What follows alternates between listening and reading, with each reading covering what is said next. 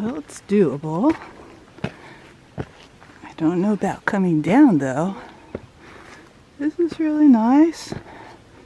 Looks like some forces of erosion at work that carved these rocks. Very nice. And of course, I'm surprised not to see more graffiti. And here we go.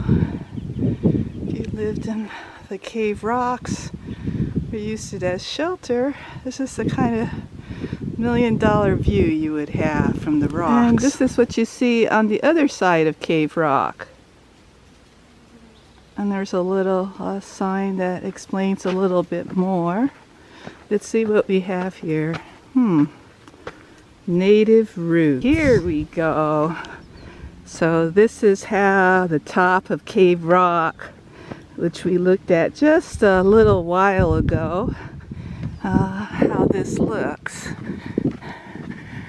And there's our $1 million view, which just is even more beautiful from the top of the rock.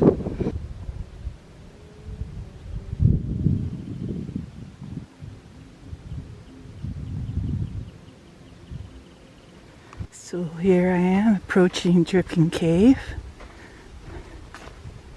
Wow. Also known as Robber's Cave, says the sign. Legend claims this cave was used by thieves as a hideout after robbing stages or stealing livestock.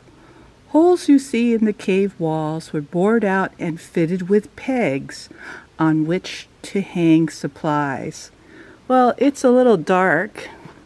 I'm sorry I didn't bring a flashlight or anything, but let's just see what there is here.